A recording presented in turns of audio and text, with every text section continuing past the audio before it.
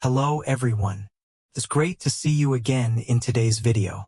Jack gently took Tu Tien's hand, his eyes filled with worry and affection. Seeing that she was still dazed after regaining her memory, Jack spoke softly, his voice warm as if to dispel all the anxiety in her heart. Tien, don't think too much anymore. Everything from the past is over. The important thing now is that you must rest, be healthy to take care of the baby in your belly. Our child is growing up every day, and he needs you more than anything. Tu Tien lowered her head slightly, touched by Jack's sincere concern. He reached out to gently stroke her arm, reassuring her as if to give her more strength. I'm always here. Let me take care of everything. You just need to be calm and think about our child. Hearing Jack's sincere words, Tu Tien's heart felt lighter. All the worries and fatigue that had accumulated for so long gradually disappeared, leaving only warmth spreading throughout her chest. She looked up at him, her eyes sparkling but no longer sad. A gentle smile appeared on her small lips, but it contained all the gratitude and trust she had for him. I'm fine. Don't worry, Tu Tien said softly, her voice soft but firm. I'll try to rest, so you don't have to worry anymore. After talking to Tu Tien, Jack leaned closer, his hand gently placed on her belly, a gesture full of respect as if afraid to startle her.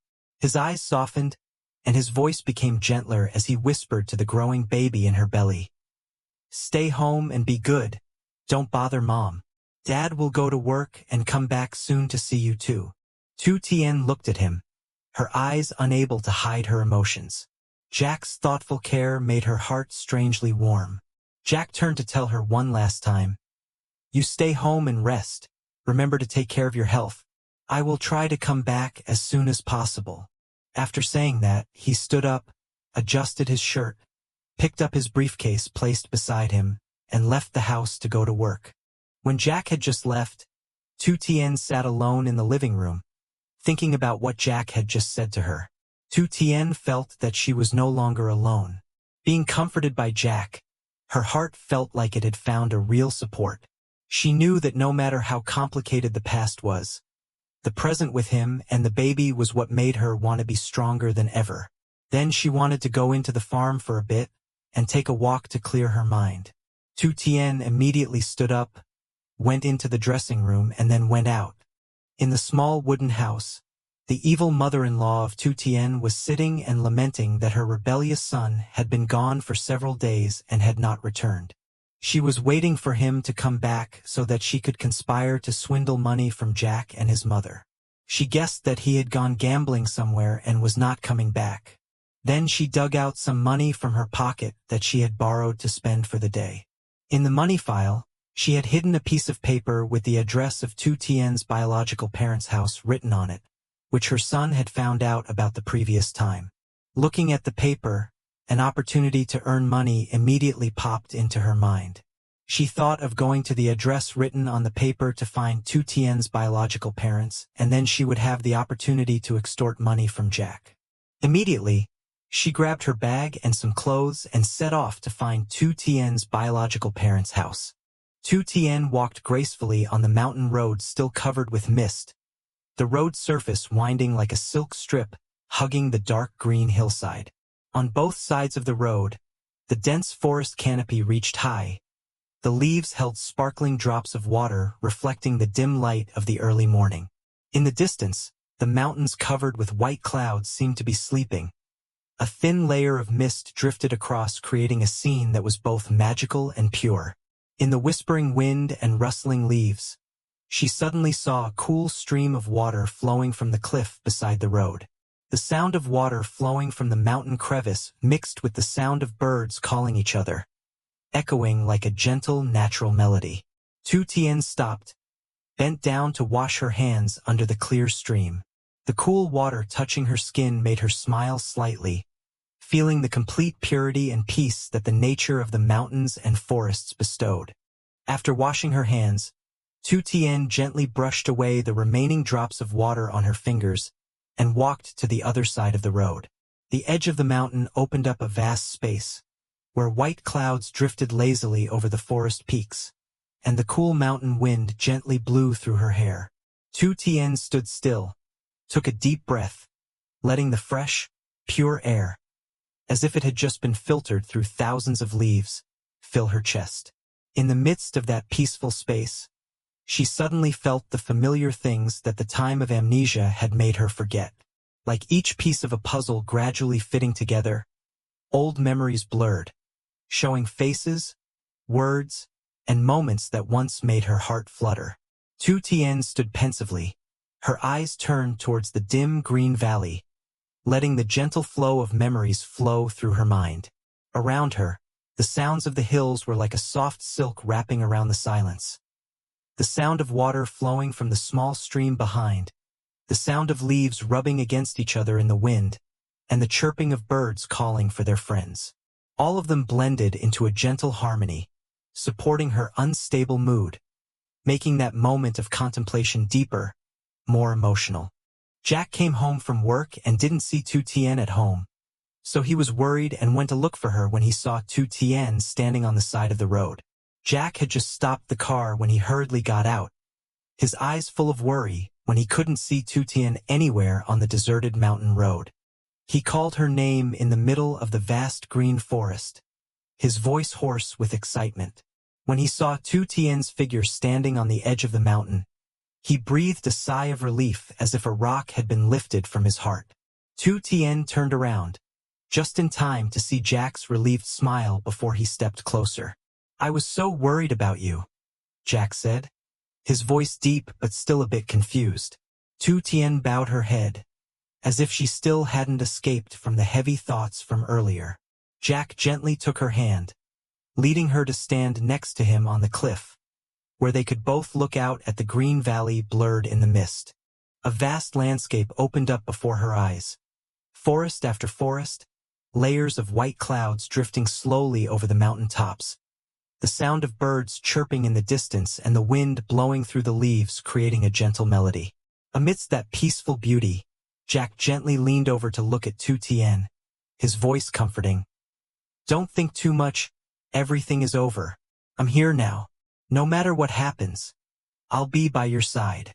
Those words made Tu Tien feel as if she was pulled away from the vagueness of her memories and the insecurity that haunted her. Jack wrapped his arms around her, a warm, strong hug in the vast space of the mountains and forests. Tu Tien gently leaned her head on his chest, her heart gradually calming down, as if finding a place to lean on among her own jumbled emotions. Then Jack asked Tu Tien if she wanted to go visit the couple who saved her and let her stay at their house during her accident. Hearing that, Tu Tien immediately agreed. The two of them got in the car together and went to the house of the person who saved Tu Tien's life to visit. Tu Tien's evil mother-in-law silently followed the address written on the paper, along the small path covered with dense trees. Arriving in front of Tu Tien's parents' house, she stopped, frowning at the locked wooden gate. No one was home, the yard was deserted, only the sound of the wind blowing through the leaves. She looked around in frustration, the paper in her hand trembling slightly, but she didn't know what else to do. All around was the sound of water falling from the thatched roof onto the ground, bringing with it a gloomy feeling that made anyone standing there shiver. There was no one to open the gate, no one to face, but she did not give up. She slowly sat down right in front of the gate, her sharp eyes staring at the road in front like a predator patiently waiting, both impatient and annoyed, just hoping someone would return so she could carry out her plan. Later, Jack and Tu Tien also went to the house they called at the gate, but no one came to open the door. Jack immediately took out his phone to call them and found out that they had gone on a business trip and would not be back for a few days. At this time, Tu Tien felt a little disappointed. Tu Tien and Jack did not know that just a few steps away from them, in the darkness of the dense garden, there was a gaze following their every move, a silent but sharp threat, like a knife hidden in the shade, just waiting for the right moment to strike. Jack immediately comforted Tu Tien that it was his fault for not calling first to ask if the two of them were home, so that he could bring her up here to visit them later. Tu Tien agreed but still felt a little regretful. Jack hung the gift bag on the gate and told Tu Tien to go home so that he could come visit them later. Because she was so impatient, she went to ask the neighbors around her. Suddenly she heard the sound of a car coming from the end of the road. Her suspicious instinct made her stand up immediately. The drizzle was still falling, covering the road with a cold, opaque mist. She quickly hid in the bushes next to the porch, holding her breath. In the dim light of the fading afternoon, she saw two figures approaching Tu Tien and Jack. Her heart stopped for a beat. Then her eyes immediately darkened with anger and calculation. She didn't expect them to come here on their own. She gently lifted the branches in front of her, her fingers trembling slightly with a mixture of hatred and excitement. Her eyes were sharp as knives, clinging to every step of the two of them. From her hidden position behind the tree canopy, she quietly observed, every line on her face converging into an unmistakable cold smile. As Jack and Zetian began to leave, their figures disappearing down the road, she immediately shrank back, pressing herself against the mossy wall beside the porch. Her breathing stopped for a moment, as if afraid that even the slightest noise would cause the other two to turn around and discover her. Her eyes followed their every step until the sound of their car faded into the cold air after the rain. Only when she was sure that they had really gone far did she slowly separate her back from the wall. Drops of water from the treetops above her head dripped onto her shoulder, cold, but not enough to extinguish the fire of doubt that was burning in her heart. She approached the gate of the house, each step heavily stepping on the damp ground. Her hand rested on the gift bag that Jack had just hung in front of the locked gate. She tightened it and opened the bag to see what was inside. Her eyes flashed with confusion and anger. Then she raised her hand to scratch her head, wondering, "How did they know this address?" she muttered. Her lips pressed tightly together. "I didn't tell anyone.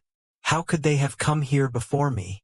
A cold wind blew through, causing the flower bushes by the fence to shake slightly, as if whispering an answer that she couldn't hear. She was completely unaware that behind this coincidental appearance was a truth that she couldn't have imagined. The person she was trying to find was the benefactor who had saved Tu Tien's life. An invisible favor was connecting everything, but she was immersed in doubt and hatred, not realizing that she was stepping deeper into the spiral of fate that she couldn't control.